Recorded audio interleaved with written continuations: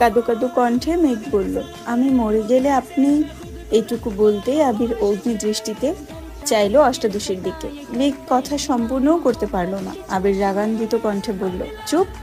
আবির দাঁতে দাঁত চেপে পুনরায় বলল, আর কোনোদিন যদি তোর মুখে এই কথা শুনি, তাহলে ওই দিনই তোকে মেরে বুড়িগঙ্গায় ফেলে দিয়ে আসবো। মেঘের ছোট্ট হৃদয়টা আবির ভাইয়ের কথায় আবারও চূর্ণবির্ণ হলো। একটু নরম স্বরেও তো বলতে পারতেন, তা না, মেরে ফেলবেন। মেঘের অক্ষিপট ভিজে আসে। চিবুক নামিয়ে বিড়বিড় করে বলল, এই বাড়ির কেউ আমাকে ভালোবাসে না, সবাই শুধু বকে। সবার রাগ ঝাড়ার একমাত্র জায়গা আমি। কেউ কেউ তো আবার গায়েও হাত তুলেন। শেষ কথাটা বলে আবিরের দিকে তাকালো। পল্লব ঝাপটাতেই গাল বেয়ে অশ্রু গড়িয়ে পড়ল। আবির অষ্টাদশীর মুখের পানে চেয়ে মনে মনে বলল, এই কেউটা তোকে ইচ্ছেকৃত মারতে চায়নি। এটা কি করে বুঝাবো তোকে? এই কেউটা যে নিজের থেকেও বেশি ভালোবাসে তোকে। তোকে মারার কি সাধ্য তার আছে? আমি পারছি না তোকে বুকে জড়িয়ে চিৎকার করে বলতে যে তুই আমার সব কিছু, তোকে ছাড়া আমি নিঃস্ব। আবির বিছানার পাশে বসে গলা খাকারি দিয়ে তপ্ত স্বরে বলল, তুই হয়তো জানিস না, কারো অলিখিত কাব্য তুই, কারো স্বস্তির নিঃশ্বাস নেওয়ার কারণ তুই। তোর ডাগর ডাগর চোখের চাহনিতে কারো বিনাশ নিশ্চিত। তোর অন্নদায় কর্মকাণ্ডে খুব শীঘ্রই কারো মস্তিষ্কে রক্তক্ষরণ ঘটার কারণ হবে। সময় থাকতে সাবধান হয়ে যা মেঘ। মেঘ বিস্ময়কর দৃষ্টিতে চেয়ে রইল। জ্বরের ঘোরে কথাগুলোর মানে বুঝলো কি না কে জানে। মেঘ কণ্ঠ খাদে নামিয়ে বলল, কার? আবির দীর্ঘশ্বাস ফেলে প্রখর স্বরে বলল, তোর বাবা মায়ের। নিজের মনের ভাব চাচু আর মামুনির উপর চাপিয়ে দিতে বাধ্য হলো আবির। মেঘ অক্ষি পল্লব ঝাপটে বৃহৎ নয়নে চেয়ে আছে আবিরের দিকে। আবির ঠান্ডা কণ্ঠে বলল, আর কার ভালোবাসার প্রয়োজন তোর? আমার আব্বু যেখানে আমার সাথে প্রয়োজনের বাহিরে কোনো কথা বলে না, সেখানে তোরে ইচ্ছে অনিচ্ছা নিয়ে ভাবে। আম্মুর ভালোবাসা আশা করি আমার তোকে বুঝাতে হবে না। কাকামণি কাকিয়া তো ওদের সন্তানের থেকেও তোকে বেশি আদর করে। চাচু আর মামুনির কথা কি বলবো তোকে? চাচু আর মামুনির খুব শখ ছিল একটা মেয়ে বাবুর। তোর জন্মের পর দুজন খুশিতে এত কান্না করেছে যে এলাকার মানুষ ভেবেছিল এই বাড়িতে কেউ মারা গেছে। তানভীর ছেলে হয়েও এতটা গুরুত্ব পায়নি যতটা গুরুত্ব তুই চাচ্চু আর মামুনির থেকে পাস। তানভীরের জীবনে বাবা মায়ের পরেই তোর অবস্থান। মিম আদি তো তোরই ভক্ত। খান বাড়িতে তোর যতটুকু অধিকার তা আমাদের কারোরই। আর কার ভালোবাসা চাস?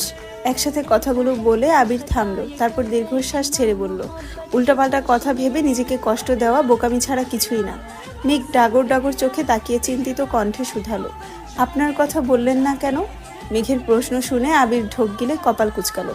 তারপর শক্ত কণ্ঠে বলল, তোর এখন রেস্ট নেওয়া প্রয়োজন। আবির চেয়ার থেকে উঠতে নিলে মেঘ আবিরের ডান হাতে 2 আঙুল আঁকড়ে ধরে। সঙ্গে সঙ্গে আবির দাঁতে দাঁত চেপে চোখ বন্ধ করে ফেলে। মেঘ সহসা আবিরের হাতের দিকে চাইল। আবিরের হাতের কাটা অংশে চাপ পড়ায় রক্ত বের হচ্ছে। সঙ্গে সঙ্গে হাত ছেড়ে দেয় মেঘ। মেঘ আর্তনাদ করে বলে, আবির ভাই, আপনার হাত এতটা কেটেছে কিভাবে? আবির তপ্ত স্বরে শুধিয়ে বলল, এমনি। আর কিছু না বলে রুম থেকে বেরিয়ে গেল। মেঘ নির্বাক চোখে তাকিয়ে আছে আবির ভাইয়ের প্রস্থান দেখল। মেঘের মনে পড়লো মেইন গেটের পাশে দেয়ালে ঘুষি দেওয়ার কথা। ধরে নিল এর ফলেই আবির ভাইয়ের হাত কেটে গেছে। অষ্টাদশী জানতেও পারলো না তাকে থাপ্পড় দেওয়ার অপরাধে আবির কত শত ঘুষিতে নিজেকে আহত করেছে।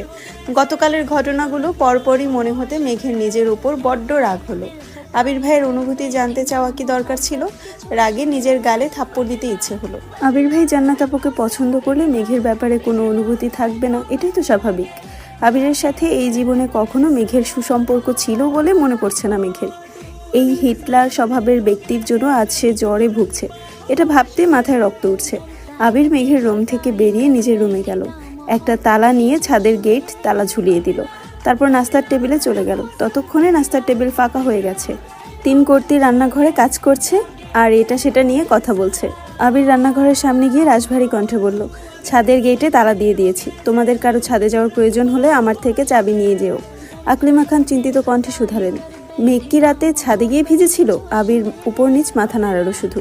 মালিহা খান হালিমা খানের দিকে তাকিয়ে বললেন, যে মেয়ে ভূতের ভয় পায়, সন্ধ্যার পর বৃষ্টি হলে কানে আঙুল দিয়ে বসে থাকে, সেই মেয়ে এত রাতে ছাদে গেল কিভাবে?